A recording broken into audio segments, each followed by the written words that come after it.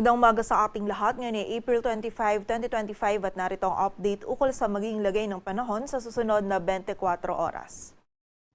Patuloy pa rin umiiral ang Intertropical Convergence Zone or ITCZ dito sa Southern Mindanao kung saan ngayong araw ay magdadala pa rin ito ng mataas na tsansa ng mga pag-ulan, pagkidlat at pagkulog dito sa may silangan at katimugang bahagi ng Mindanao. So pag-iingat pa rin po para sa ating mga kababayan dyan sa posibilidad ng mga pagbaha at pagguho ng lupa. Samantala, ang easterlies naman o yung mainit na hangin mula sa dagat Pasipiko ay umiiral pa rin or nakakaapekto sa malaking bahagi or sa nalalabing bahagi ng ating bansa kung saan ngayong araw ay magdadala pa rin ito ng mainit at maalinsangan na panahon at meron pa rin tayong posibilidad ng mga isolated o yung mga biglaang pag-ulan, pagkidlat at pagkulog. And sa kasalukuyan ay wala pa tayong minomonitor na bagyo or low pressure area na maaaring makaapekto dito sa ating bansa.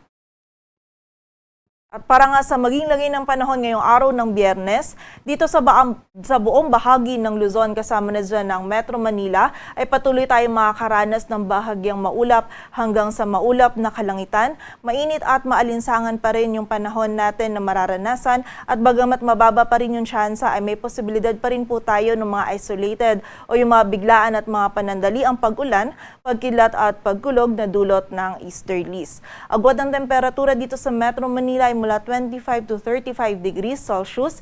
Sa Baguio ay 18 to 28 degrees Celsius. Samantala, yung maximum temperature naman sa Lawag ay maaring umabot hanggang 34 degrees Celsius. Sa Tagaytay at Legazpi ay 33 at sa area naman ng Tuguegarao ay hanggang 37 degrees Celsius. Samantala sa bahagi naman ng Visayas at Mindanao, ngayong araw ay magiging maulap pa rin yung kalangitan na may mga pag-ulan, pagkidlat at pagkulog. Dito po yan sa bahagi ng Davao del Sur, ng Davao Oriental, Surigao del Sur, Davao Occidental, maging sa bahagi din ng Sultan Kudarat, Sarangani at sa area din ng Basilan, Sulu at Tawi-Tawi. Ito po mga pag-ulan nito ay posible maging katamtaman hanggang sa mga kung minsan ay mga malalakas na pag-ulan na maaari po magdulot ng mga pagbaha at pagguho ng lupa. So pag-iingat pa rin po para sa ating mga kababayan. Samantala, dito naman sa buong bahagi ng Visayas, maging sa area ng Palawan at nalalabing bahagi pa ng Mindanao ay patuloy po magiging bahagyang maulap hanggang sa maulap yung ating kalangitan. Mainit at maalinsangan pa rin po yung panahon natin lalong-lalo na sa tanghali at may posibilidad pa rin ng mga isolated o mga biglaang pag-ulan, pagkidlat at pagkulog sa hapon at gabi dulot ng easterlies at ng ITCZ.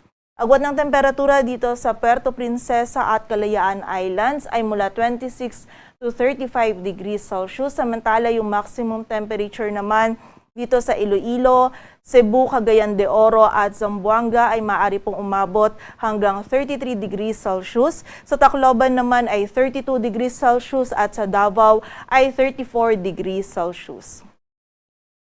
At para naman po sa heat index or yung damang init, ngayong araw dito po sa Metro Manila, yung heat index forecast natin ay maaaring umabot hanggang 40 degrees Celsius, samantala 45 degrees Celsius naman dito sa Dagupan City, Pangasinan. At may kita nga po natin dito sa ating heat index forecast map na maraming areas pa rin yung makakaranas or posibleng makaranas ng heat index na maaari pong umabot sa danger level, partikular na yan dito sa mga bahagi ng Cagayan, Isabela, sa ilang bahagi pa ng Ilocos Region, Central Luzon, Calabarzon, Bicol Region, Mimaropa, malaking bahagi ng Western Visayas at ilang bahagi pa ng Negros Island Region at Central Visayas. So generally po ay mainit at maalinsangan pa rin yung panahon na ating mararanasan sa malaking bahagi ng ating bansa, kaya doble ingat po para sa ating mga kababayan upang maiwasan natin yung heat stress o yung iba pang panganib na maaari pong idulot ng init ng panahon sa ating kalusugan. At para naman sa lagay ng dagat baybayin ng ating bansa, wala po tayo nakataas na gale warning. Kaya malaya makapalaot yung mga kababayan natin mga isda, pati na rin yung may mga maliliit na sasakyang pandagat.